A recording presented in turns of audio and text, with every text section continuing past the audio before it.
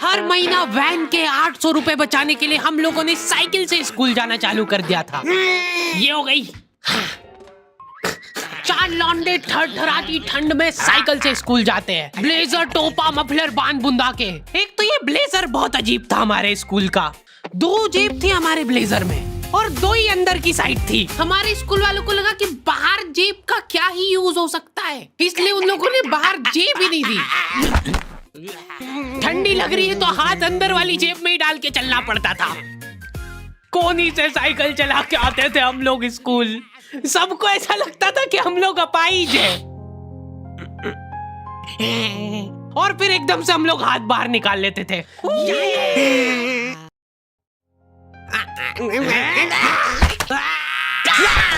मजाक बना के रख दिया डिसेबिलिटी को। अपाहिज लोगों की रिस्पेक्ट कम हो गई थी हमारी वजह से, लेकिन लड़कियां खुश हो गई थी इस इनोवेशन से।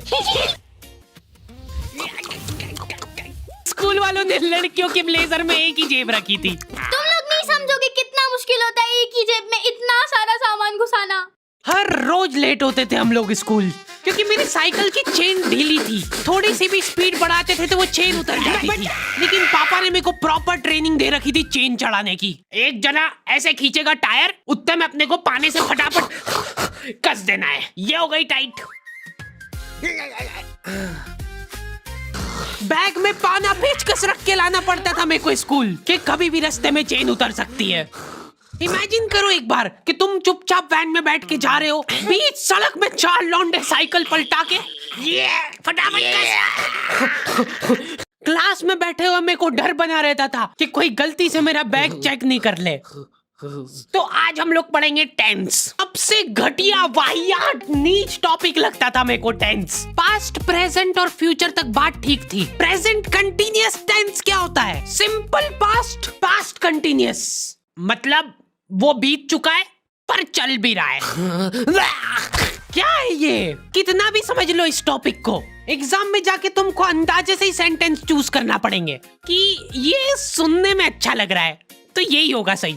एग्जाम में इन्विजिलेटर हमको क्वेश्चन पेपर पे कुछ नहीं लिखने देता था।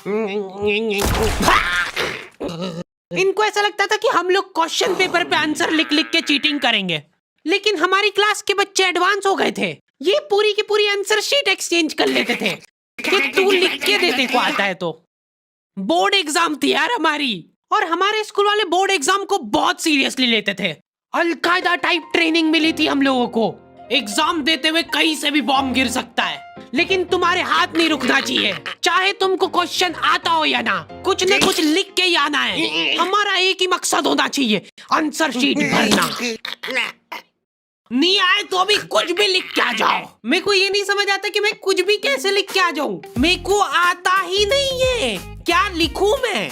एक तो हमको इतना डरा धमका के भेजा गया था ना सेंटर पे, मैं नर्वसनेस में जाके अपना नाम भूल गया वहां पे। इन्विजिलेटर ने नाम पूछा, मैं सोच रहा हूँ क्या हो सकता है। बेटा नाम, नाम तुम्हारा। 2 मिनट। हाँ हेलो मम्मी, मेरा नाम क्या है? बोर्ड एग्जाम के नाम पे इतना डरा दिया था ना स्कूल वालों ने हमको, अच्छों का मुंह निकल जाता है टट्टी के साथ मिक्स होके। तुम लोगों का एक सेंटर आएगा जिसके चारों तरफ सैनिक तैनात रहेंगे। बिना एडमिट कार्ड के वहाँ पे आसपास भी भटकते हुए मत दिख जाना, जिंदा जला देंगे वो लोग। और अगर चीटिंग करते हुए पकड़ा गए तो ना तो तुम हमको जानते हो ना हम तुमको जानते हैं। हम लोग एग्जाम वाले दिन सेंटर पहुंचे तो बच्चों से ज्यादा सिक्योरिटी थी वहाँ पे। आज तक इतनी सिक्योरिटी मैंने एयरपोर्ट पे भी नहीं देखी थी। आर्मी वगैरह खड़ी थी वहाँ पे टैंक लेके। वो सिक्योरिटी वाले एक एक रबड़ का रैपर निकाल के देख रहे थे कि उसके पीछे तो नहीं लिख के लाया कुछ। क्या लिख लूंगा मैं इतनी सी जगह में? लिख भी लिया तो मेरे को ही समझ नहीं आएगा कि क्या लिखा है था कि तुम नंबर वाली घड़ी पहन के नहीं जा सकते हो, पहनना है तो कांटे वाली पहनो। उनको शायद शक हो गया था कि ये सारे लोग एक साथ कोऑर्डिनेशन करके बम बम नहीं फोड़ दे। उधर एक बच्चे की घड़ी का अलार्म बज गया और वो बजता भी बॉम्ब के टाइमर जैसा है। अलकायदा जिंदाबाद।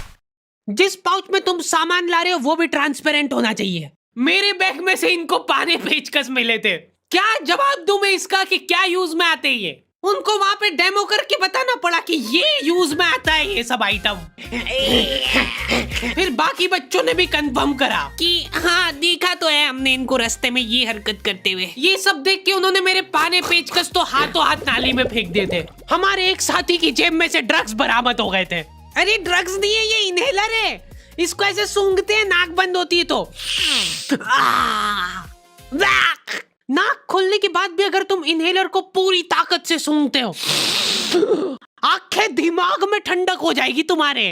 वो बच्चे नहीं होते जो पूरा साल टाइम पास करते और एग्जाम के एक दिन पहले पढ़ के एग्जाम देने आ जाते हैं। वो बनने की मैं कोशिश ही कर पाया था। सिर्फ मैंने सोचा था आखिरी रात मेरी है, रात भर मैं पूरा सिलेबस चाट जाऊंगा, पर मैं एग्जाम के एक दिन पहले ही बीमार पड़ गया।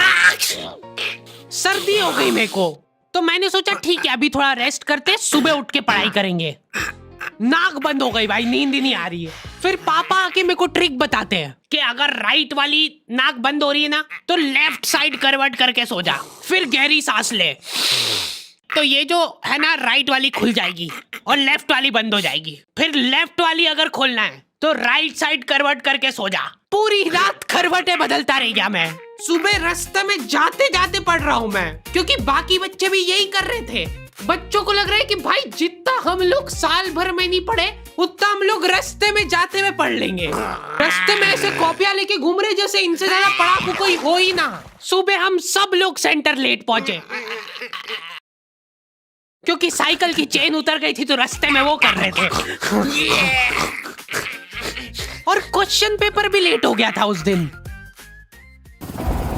क्वेश्चन पेपर Z+ सिक्योरिटी के साथ आता था। 10 बॉडीगार्ड लेके आते थे एक जरा सा पार्सल।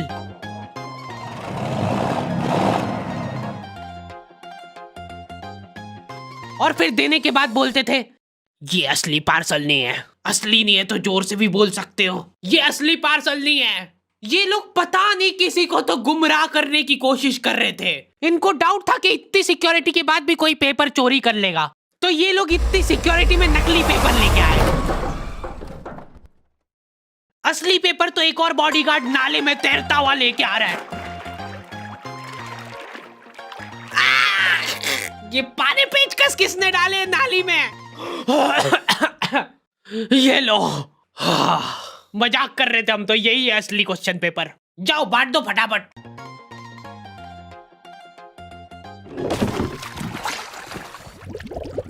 ये अपना आपस में एक दूसरे को गुमराह कर रहे थे। एक बार बस सोच के देखो कि ये सारी हरकतों के बाद भी अगर पेपर लीक हो गया। सोचो एक आदमी टेलीग्राम पे क्वेश्चन पेपर बेचने लग गया था, वो भी एग्जाम के महीने भर पहले से। तब तक क्वेश्चन पेपर बना भी नहीं था। तो अब जो आदमी हमारा क्वेश्चन पेपर सेट करने बैठा, उसने सोचा कि उसका काम इजी हो सकता है, क्यों ना थोड़ा सा स्मार्ट वर्क कर लिया जाए। उसी ने सबसे पहले वो फेक क्वेश्चन पेपर खरीदे और वैसे के वैसे चेप दिए। जिसने पेपर लीक करा था वो खुद सोच में पड़ गया कि ये कैसे हो गया।